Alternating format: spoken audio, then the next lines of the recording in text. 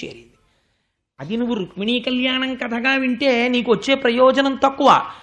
నీ ఇల్లు ఎలా ఉండాలో నువ్వు చూసుకోవాలి. నీ ఇంటికి వచ్చేవాళ్ళు ఎవరై ఉండాలి. నీ ఇంటికి వచ్చేవాడు 15 నిమిషాలు మాట్లాడితే కనీసంలో కనీసం ఒక 5 నిమిషాలు భగవత్ సంబంధమో పిల్లలు విన్నా పనికొచ్చే మాటలో మాట్లాడేవాడై ఉండాలి. అంతేకాని ఇంటికి వచ్చేటటువంటి వాడల్లా లౌకికమైన విషయాలు, పనికిరాని విషయాలు, వాడి మీద గోల వీడి మీద గోల తప్ప అసలు పనికొచ్చేవి మాట్లాడడం ఇంట్లో అలవాటు లేదనుకోండి, అదే సంస్కృతి పిల్లలకు వస్తుంది. రేపు పొద్దున వాళ్ళకి ఎవడైనా భగవంతుడి గురించి మాట్లాడేవాడు వచ్చాడు అనుకోండి ఇంటికి, వాళ్ళకి అది పెద్ద అబ్బా ఏమిటంటే బాబు తినేస్తున్నాడు బుర్ర, ఈయనెవరు తొందరగా వెళ్ళిపోతే బాగుండు, టీవీ పెట్టుకుందాం అంటారు వాళ్ళు. ఏమైపోతుంది, ఆ సంస్కృతి లేదు. అదే ఒక ఇంట్లో పిల్ల ఉందనుకోండి, ఆ ఇంటి ఆయనకి చంద్రశేఖర పరమాచార్య స్వామి వారంటే ప్రాణం. ఆయన తెల్లవారు లేచి రాత్రి వరకు 50 మాటలు పరమాచార్య స్వామి వారిని చంద్రశేఖర్లు చంద్రశేఖర్లు చంద్రశేఖర్లు అస్తమానం తలుచుకుంటాడు. ఆ పిల్ల ఎక్కడో కాలేజీకి వెళ్ళింది, ఎవడో ఒక ధూర్తుడు చంద్రశేఖర పరమాచార్య స్వామి గురించి ఒక చిన్న మాట తక్కువ చేసి మాట్లాడాడు. ముఖం ఎర్ర పడిపోయి నీకేం తెలుసు చంద్రశేఖర పరమాచార్య స్వామి గురించి అని ఈ అమ్మాయి కలియబడి మాట్లాడేస్తుంది. అక్కడ ఉన్న వాళ్ళు ముక్కును వేలేసుకుంటారు, ఈ పిల్లకి చంద్రశేఖర్ల గురించి ఇన్ని విషయాలు ఎలా తెలుసు, ఎక్కడి నుంచి వచ్చింది సంస్కృతి. ఇంటి మాటలు గొప్ప సంస్కృతిని నేర్పుతాయి. మీరు కొన్ని ఇళ్లలో చూడండి, చిన్న చిన్న పిల్లలు ఉంటారు. ఆ చిన్న పిల్లలు చక్కగా ఊపిరి కూడా ఇంకా ఎక్కువ తీలేరు వాళ్ళు. ఓం జాతవేదసే నవామ సోమమరాతి యతో నిదహాతి వేద అనలేడు వాడు. ఓం జాతవే దశేసు నవామరాతి తో నిదహాత్ వేద అని 5 మాటలు ఊపిరి తీసి చెప్తాడు. ఎలా వచ్చింది వాడికి అది అంటే, తండ్రి రోజు పూజామందిరంలో పరవశించి చదువుతాడు. అది వాడి చెవిన పడి పడి పడి పడి చిన్నతనంలో వాడికి వచ్చేసింది. మీరు ఒక్కొక్క ఇంట్లో చూడండి, ఏమీ తెలియని పిల్లలు, వాళ్ళకి ఇంకా ఉపనయనం అవ్వదు, వాడు తాత తాత నేను చేస్తానే అని వాడు పాత్ర తెచ్చుకుని ఆచమనం చేయడం, ఇలా విభూతి ఎట్టుకోవడం, ఇంత బొట్టు ఎట్టుకోవడం చిన్న చిన్న పిల్లలకు అలవాటు అవుతుంది. ఎక్కడి నుంచి వచ్చిందండి ఆ సంప్రదాయం? ఇంటి ఆయనకి అలవాటు. తాతగారి ఒళ్ళో కూర్చుంటే పిల్లాడు ఆడుకుంటూ వచ్చి ఆ తాతగారు పొద్దున్న లేవగానే సంధ్యావందనం చేసుకుంటూ ఉంటాడు. వాడు పరిగెత్తుకొచ్చి తాతగారి ఒళ్ళో కూర్చుంటే వాడు రోజు చూసేది ఏమిటంటే తాతగారు ఆచమనం చేయడం, అర్ఘ్యం ఇవ్వడం, తాతగారి విభూతి ఎట్టుకోవడం, బొట్టు ఎట్టుకోవడం. వాడు తాతగారి దగ్గర కూర్చొని తాతగారండి ఏంటండి ఇదంతా అంటాడు. విభూతి నాన్న అంటాడు. తాతగారండి ఇది ఏంటి అంటాడు. బొట్టు నాన్న పెట్టుకోవాలి అంటాడు. తాతగారు చెప్పగా వాడి మనస్సుకి ఎక్కుతుంది. అమ్మని అడుగుతాడు, అమ్మ తాతగారు ఏంటమ్మా పెట్టుకుంటారు, తాతగారులా నువ్వు పెట్టుకోవాలి నాన్న అంటుంది. తాత పెచ్చాడు, నువ్వు పెట్టుకోకదు అనుకోండి, తల్లి పెట్టుకోడు వాడు.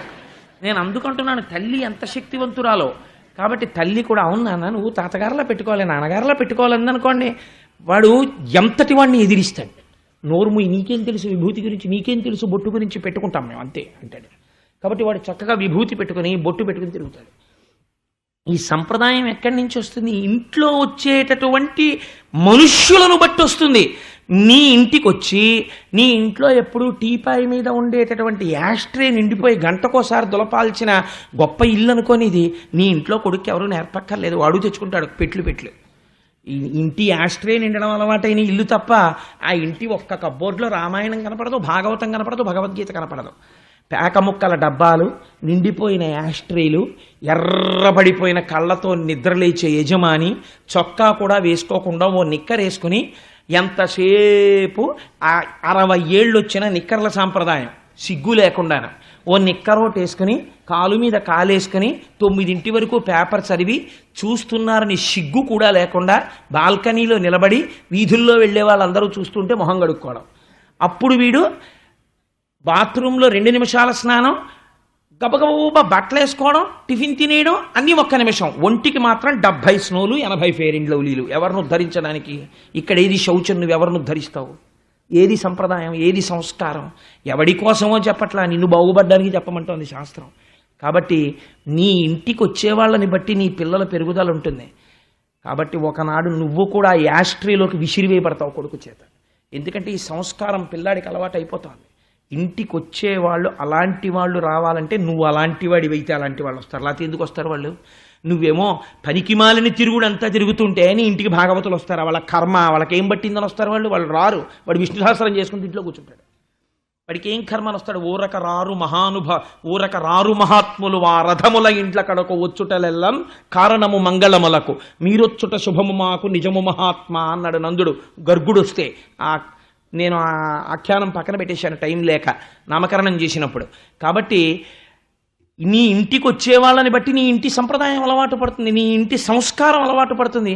నీ ఇంట్లో పిల్లకి రుక్మిణీ కళ్యాణం పద్యాలు వచ్చా అని పెళ్లి చూపులకి వెళ్ళినప్పుడు పాట పాడడం వచ్చా, వంట చేయడం వచ్చినా, ఈ దిక్కుమాలిన గోలంతా ఎందుకంటే రుక్మిణీ కళ్యాణంలో పద్యం వచ్చమ్మా నీకు పద్యం అని అడిగారు అనుకోండి, రుక్మిణీదేవి అంటే ఎవరంకుల్ ఈ మధ్య కొత్త యాక్ట్రెస్సా అని అడిగింది అనుకోండి, నేనైతే నా కాళ్ళ మీద పడ్డా నేను ఆ సంబంధం చేసుకోను. ఒకవేళ నా కొడుకు చేసుకుంటే నువ్వు దూరంగా ఉండని చెప్తాను. ఎప్పుడైనా రా ఒకసారి చాలు, అలా నేనే సంబంధాలు వదిలేస్తానన్నాం.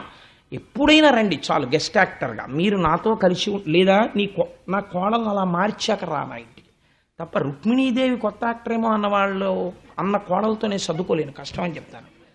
కాబట్టి రుక్మిణీ కళ్యాణంలో పద్యం రాని కోడలు ఏమిటండి? అదో నాన్ సెన్స్, అది బరువు దేశానికి. రుక్మిణీ కళ్యాణంలో పద్యం రావక్కర్రా ఆడపిల్లకి? నమ్మితి నామనంబున సనాతనులైన ఉమామహేశులను రాదు. పెద్ద కోడలుగా వచ్చి నీ ఇంటినే ఉద్ధరిస్తుంది. అది కట్నం తీసుకొచ్చింది, కాలు పెట్టినతోనే కాంతుని మెడ విర్చి నిండు సంసారంబు రెండు చేసి తన మగడెంత ఆర్జనపరుడైన పొరుగు పుల్లమ్మ కాపురము మిచ్చి ప్రాణేశుడొకటి సల్పగ తానొకటి సల్పి ఇది ఏ మనంగ కస్సుమను చులేచి విభుడందులకు నేని విసిగి ఒక్కటియన పెళ్ళున 10,000 గుప్పి పట్టజాలక పెనిమిటి ఇట్టెయన్న బావికిని ఏటికిని వడి పరుగులెట్టెడి కాంతతోడి కాపురము కంటే వేరే నరకంబు కలదే అంటాడు. ఈ సంస్కృతి విచ్ఛిన్నం కావాలి, సంస్కృతి పెరగాలి. అది ఆడపిల్ల తప్పని నేను చెప్పట్లేదు. నీ ఇంటికి నువ్వు ఎప్పుడైనా భాగవతులు రాణిస్తే కదా, ఓ రుక్మిణీ కళ్యాణం అవుతోందంటే నీ పిల్లని తీసుకెడితే కదా, ఇచ్చిన రుక్మిణీ కళ్యాణం పద్యాలు నేర్చుకోవే నువ్వు చెప్తే కదా. ఆ పిల్లకి చదవడం రాకపోతే నువ్వు కూర్చునున్నావు, ఓ గంట నువ్వు ప్రాక్టీస్ చేసి నేర్పితే కదా. వాకాటి పాండురంగారావు చెప్పినప్పుడు నువ్వే జాతికి పెద్ద బరువు, నీ పిల్లలకి సంస్కృతి నేర్పాలని నీకు లేదు, ఎలా వృద్ధిలోకి వస్తారు? ఎంత గొప్పగా ఆవిష్కరించారో చూడండి. పోతన గారికి లాలిత్యంగా మాట్లాడడం వచ్చు, నాకు కఠినంగా మాట్లాడడం వచ్చు. కాబట్టి పోతన గారైతే లలితంగా మాట్లాడారు.